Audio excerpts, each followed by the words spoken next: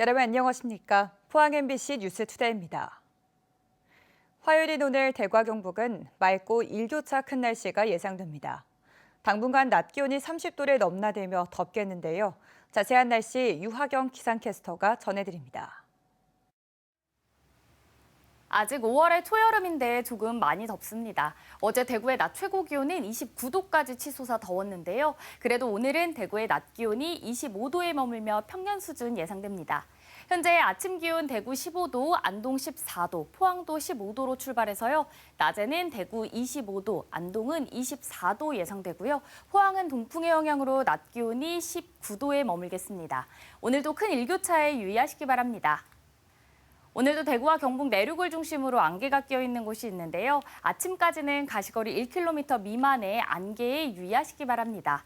안개가 걷히고 낮에는 자외선이 강해집니다. 오늘 대구와 경북의 자외선 지수 매우 높음 수준 예상되니까요. 외출하실 때 자외선 차단에 신경 잘 써주시기 바랍니다. 당분간 낮 기온이 30도 이상 올라 때일은 더위가 기승을 부리겠고요. 낮과 밤의 일교차도 크게 벌어지다 다음 주 월요일에는 비가 내릴 전망입니다. 날씨였습니다. 전국적으로 농촌 읍면 지역의 주민자치회가 뿌리를 제대로 내리지 못하면서 농촌 소멸의 위기가 가속화되고 있는데요.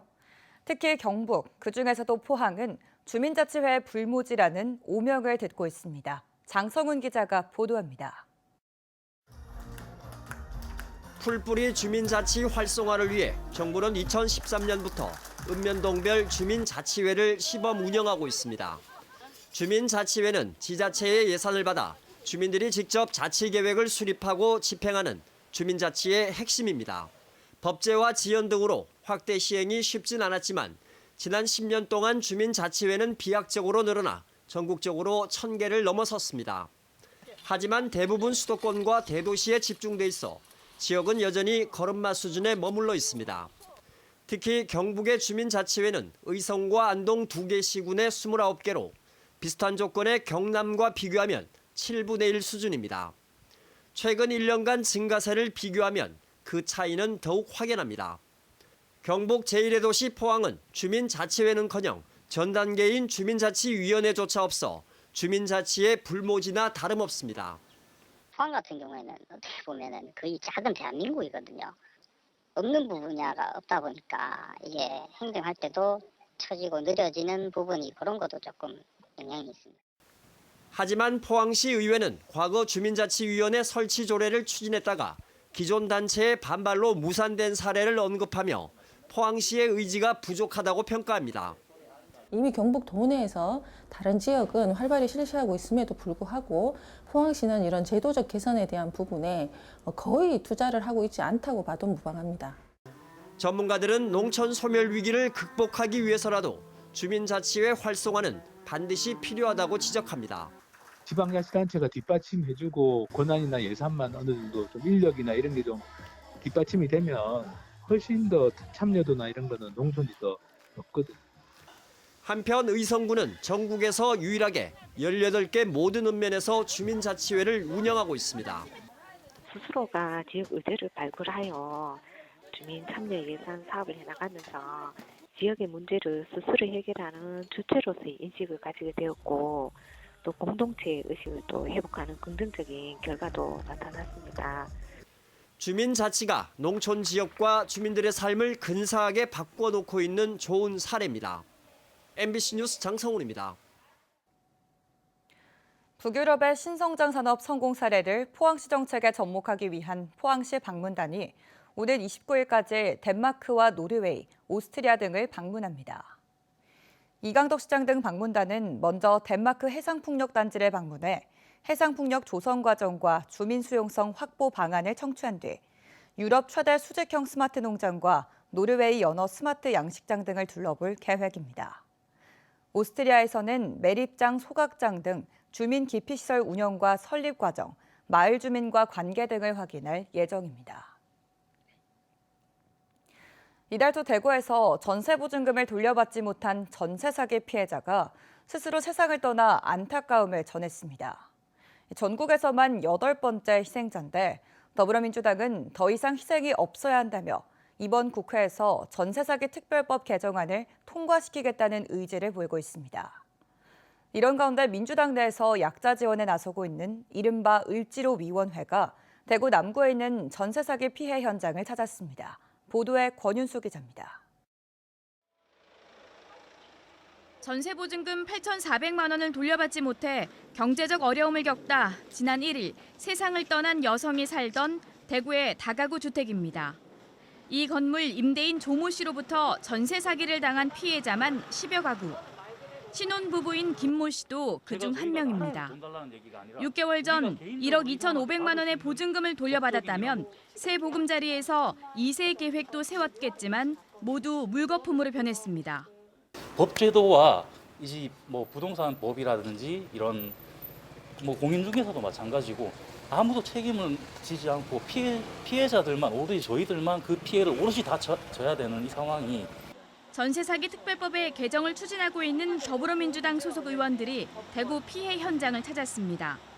현행 특별법으로는 피해자로 인정받기가 너무 까다로워 민주당은 개정을 추진합니다. 피해자 선정 기준을 완화하고 정부가 먼저 피해자를 지원한 뒤 범죄인으로부터 돌려받는 선구제, 후회수 방침을 개정안에 담았습니다. 민주당은 21대 국회 마지막 본회의가 열리는 오는 28일 개정안을 통과시킬 예정이지만 대통령의 거부권 행사가 관건입니다. 거부권 행사 여부가 약간 불투명하고 불명확한 상황인데 정부도 이 전세 사기 피해자분들의 딱한 사정을 안다면 거부권 행사를 안 할 것으로 그렇게 기대하고 또 강력하게 요청한 바입니다. 정부와 여당은 피해자 지원에 수조 원이 들어간다고 주장하며 특별법 개정을 반대하고 있습니다. 특별법에 의하면 보증금 전액을 국가가 보상해 주는 게 아니라 보증금 중에 30%에 해당하는 최우선 면제금을 국가가 보전해 주는 방식입니다. 특별법 개정으로 사회적 질병이 되어버린 전세 사기 피해자들의 눈물을 닦아줄 수 있을지 조만간 막을 내리는 21대 국회로 이목이 쏠리고 있습니다. MBC 뉴스 권윤수입니다. 경상북도가 해양수산부가 주관하는 국가연구개발 사업인 천혜용 수중 모빌리티 기술개발 사업자에 선정됐습니다.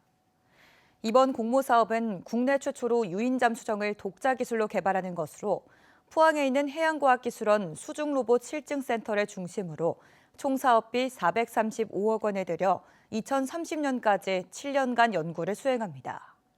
이번 사업은 선체 개발 등 수중 모빌리티 기술 개발과 연구 성과 확산 및 지원, 유지 보수 및 정비 시설 구축 등 3개 부문으로 진행되며 관련 산업 활성화에 기폭제가 될 전망입니다. 지자체마다 소멸을 막기 위해 주거와 일자리, 양육 등 정주 인구와 생활 인구를 늘리기 위한 많은 대책을 시도하고 있습니다. 이 가운데 전남 강진군의 사례가 주목받고 있는데요. 인구 3만의 지방도시의 강진군이 빈집 리모델링과 국내 최고 수준의 육아수당 등 공격적인 정책으로 성과를 내고 있습니다. 박종우 기자가 보도합니다. 7살 아들과 갓 돌이 지난 딸과 함께 농촌 생활을 이어가고 있는 차종채 박고은 씨 부부. 부부를 꼭 빼닮은 두 남매는 동네에서 유일한 어린이입니다. 강진군이 지급하는 전국 최고 수준의 월 60만 원의 육아수당은 아이를 키우는 데 큰 보탬이 되고 있습니다. 애기 돌보기가 참 쉽지는 않은데 그래도 어느 정도 케어는 돼요. 애기 기저귀나 그런 거에도 많은 도움이 되고 생활비로도 그러고 많이 도움이 됩니다. 지방소멸 위기 지역인 인구 3만의 강진군이 추진하고 있는 정책이 성과를 내고 있습니다. 지난 2022년 육아수당을 도입한 지 1년 만에 출생률이 65%나 늘었고 농촌 숙박 체험인 푸소는 농가당 1년에 최대 3천만 원의 수익과 함께 침체된 농촌의 활력소로 자리 잡았습니다. 더 젊어지는 그런 기분이 들어요. 힘들 때는 힘들더라도 이 애들하고 할머니하고 음식 맛있다 그리고 잘 먹으면 저는 너무 좋아요. 좋고 내가 이게 사는 보람이다. 빈집을 리모델링해 입주자에게 월세 10,000원의 집을 제공하고 집주인에게는 임대료 등을 최대 7천만 원을 지급하면서 거주민들의 만족도도 높아지고 있습니다. 네, 강진군의 지방소멸 대응 사업은 생활 인구를 활성화하고 그다음에 지역 농가나 주민들의 소득을 늘려주는 등 매우 우수한 사례입니다. 반값 가족여행과 붉은 불파 등 관광과 소비를 늘리는 정책을 추진해 매출이 150% 증가하고 관광객도 늘어나고 있습니다. 전남 22개 지자체 가운데 재정 규모 19위 수준인 강진군. 인구도 예산도 적지만 다양한 정책을 시도하며 소멸 위기에 적극 대응해 나가고 있습니다. MBC 뉴스 박종호입니다. 경상북도가 신임 경제부지사에 대구 북구갑 양금희 국회의원을 내정해 국회의원 임기가 끝나는 다음 달 3일 취임합니다. 경북도는 양 내정자가 국회의원 출신인 만큼 중앙과 지방을 두루 소통해 도의 현안 해결에 큰 역할을 할 것으로 기대하고 있습니다. 한편 넉 달째 공석이던 기획조정실장에는 지난 17일 단행된 행정안전부 인사에서 2급 이사관으로 승진한 김호진 전 경주부시장이 취임했습니다. 홍준표 대구시장의 언론관이 편협되고 위험하다는 지적 많습니다. 마음에 들지 않는 언론사 질문에는 답하지 않는 건 물론 취재 거부도 여러 차례 했는데요. 최근에는 대구시 공무원의 취재기자 폭행 논란까지 불거졌습니다. 조재한 기자가 보도합니다. 지난 9일 대구 컨벤션 뷰로 해산 총회가 열린 엑스코 회의장 입구입니다. 유일한 민주당 소속 대구시 의원과 컨벤션 뷰로 직원들이 들어가지 못하도록 대구시 공무원들이 온몸으로 막습니다. 비공개로 진행된 총회가 끝나고 문이 열리자 오마이뉴스 기자가 들어가 테이블 위에 있던 서류 하나를 촬영했습니다. 이를 본 공무원이 사진 삭제를 요구하며 나가지 못하게 막으며 몸싸움이 벌어졌고 기자가 넘어지면서 다치고 카메라가 파손됐습니다. 충돌 관련 공무원 3명은 경찰에 입건돼 수사를 받고 있습니다. 대구 지역 인권 시민사회단체는 기자회견을 갖고 시민의 알 권리를 대신해 취재하는 언론사에 대한 탄압이 민주주의 기본을 무너뜨리고 있다고 지적했습니다. 홍준표 시장의 이 앞뒤를 헤아리지 아니하고 무조건 밀어붙이는 이 시정은 우선 민주주의를 기만하는 행위입니다. 민주주의의 기본 원칙이 대화와 타협이라는 것은 초등학생도 알고 있습니다. 대구시 측은 핸드폰으로 비공개 자료를 찍어서 막았고 넘어지려고 하자 잡았을 뿐 물리적인 가해는 없었다며 카메라를 메고 있는 것도 기자인 줄도 몰랐다고 설명했습니다. 불편한 언론에 대한 대구시 측의 적대적 태도는 한두 번이 아닙니다. 대구 경북 신공항 관련 보도가 잘못됐다며 대구 MBC에 대해 9개월 넘게 취재 거부를 했는가 하면 시장 과잉 의전 구설수를 보도한 연합뉴스 구독을 끊기도 했습니다. 듣고 싶은 말만 듣고 쓴소리는 듣지 않는 이른바 입틀막이 홍 시장 취임 이후 대구 행정에 나타나고 있다는 지적입니다. 대구시 공무원과 홍준표 시장은 분명히 책임지고 당장 표현의 자유에 취재 제한 없이 모두 풀어서 자유롭게 취재할 수 있게 하십시오. 지난 1월 대구 MBC 취재를 방해하지 말라는 법원의 결정이 났을 때도 홍 시장은 자신이 취재 거부를 지시한 적 없다며 법원 판결마저 깎아내리는 발언을 하기도 했습니다. 하나기관에 지시하지 말라는 건데 지시한 게 나는 했는지도 안 했는지 몰랐는데 그걸 지시했다고 그래? 그 철회했대요.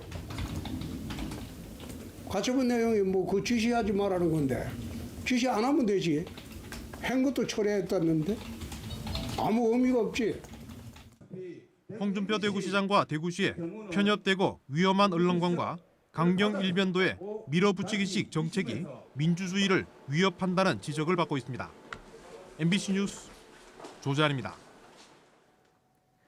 포항시는 2024 포항 국제불빛축제 선보일 불빛드로쇼의 구체적인 공연 내용을 공개했습니다. 천대드로는 포항의 용광로에서 피어난 불이 배터리 등 신산업의 빛으로 변화하는 모습을 형상화해 군무를 펼치게 되며 특히 비행과 동시에 불꽃을 발사하는 불꽃 드론 군집쇼를 선보일 예정입니다. 드론쇼 공연은 5월 31일과 6월 1일 오후 9시 40분부터 약 10분간 영일대 해수욕장에서 펼쳐집니다. 포항시 북구청은 포항국제불빛축제를 앞두고 영일대 해수욕장 주변 숙박업소와 음식점 등을 대상으로 다음 달 1일까지 특별 지도 점검에 나섭니다. 음식점 등 식품 접객업소는 식재료 소비기한 준수 여부와 조리시설 위생관리 상태 등을 점검하고 숙박업소는 요금표 게시와 요금 준수 등을 확인합니다. 북구청은 위반 사항이 적발되면 현장에서 즉시 시정 조치할 예정입니다.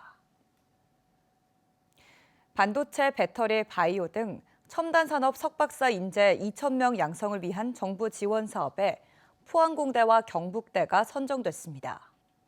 산업통상자원부는 2024년도 산업혁신인재 성장 지원 사업에 참여대학 40곳과 기관 14곳을 선정해 총 2,468억 원을 투입한다고 밝혔습니다. 지역대학 가운데 포항공대는 반도체와 배터리 2개 분야에, 경북대는 반도체 분야에 신규 지정돼 MIT와 스탠포드대 등 해외 우수 연구기관과 공동연구 및 프로젝트를 추진합니다. 해양수산부는 어제부터 한 달 동안 민관 합동으로 수입수산물 원산지 표시 특별 단속에 나섭니다. 이번 단속은 수입 물량이 많고 적발 비중이 높은 활가리비와 활돔류, 냉장 홍어 등을 대상으로 취급하는 업체 2,500곳 이상을 실시됩니다. 경북문화관광공사는 경북 관광 스타트업 공모전에서 14개 기업을 최종 선정해 계약을 체결했습니다. 이번 공모전에는 63개 기업이 참여했고 예비 6개 기업과 초기 8개 기업이 최종 선정됐습니다. 이 중 10개 기업에 대해선 최고 2천만 원의 자금을 지원하고 경북관광기업지원센터 내 인프라와 시설 지원을 비롯해 창업 아카데미 등 사업화 프로그램을 제공합니다.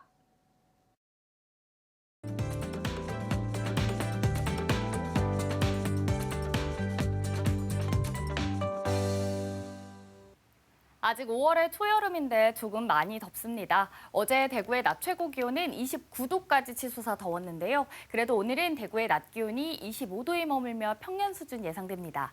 현재 아침 기온은 대구 15도, 안동 14도, 포항 15도 가리키고 있고요. 낮에는 대구 25도, 안동은 24도로 어제보다 조금 낮겠습니다. 포항은 동풍의 영향으로 낮 기온이 19도에 머물겠고요. 오늘도 일교차가 커 오늘 유의하시기 바랍니다. 오늘 대구와 경북 내륙을 중심으로 안개가 끼어있는 곳이 있는데요. 아침까지는 가시거리 1km 미만의 안개에 유의하시기 바랍니다. 안개가 걷히고 낮에는 자외선이 강해집니다. 오늘 대구와 경북의 자외선 지수 매우 높은 수준 예상되니까요. 외출하실 때 자외선 차단에 신경 잘 써주시기 바랍니다. 위성 영상입니다. 오늘 전국적으로 동해상에서 동쪽으로 이동하는 고기압의 가장자리에 들겠습니다. 자세한 지역별 날씨 보시면 오늘 우리 지역 가끔 구름만 많겠고요. 미세먼지 농도는 좋음 수준 예상됩니다. 바다의 물결은 0.5m에서 최고 2m로 잔잔하게 일겠습니다. 오늘 아침 대구의 기온 15도, 김천은 16도로 출발합니다. 낮에는 대구 25도, 김천은 28도로 어제보다 낮겠습니다. 안동의 현재 기온 14도, 문경도 14도로 출발합니다. 낮에는 안동 24도, 문경은 25도 예상됩니다. 경북 동해안은 오늘 낮 기온 주춤하겠습니다. 포항의 아침 기온은 15도로 시작해서요. 낮에는 19도 전망됩니다. 당분간 낮 기온이 30도 이상 올라 내일은 더위가 기승을 부리겠고요. 낮과 밤의 기온차도 크게 벌어지는 가운데 다음 주 월요일에는 비가 내릴 전망입니다. 날씨였습니다. 이상으로 포항 MBC 뉴스투데이를 마칩니다. 시청해주신 여러분 고맙습니다.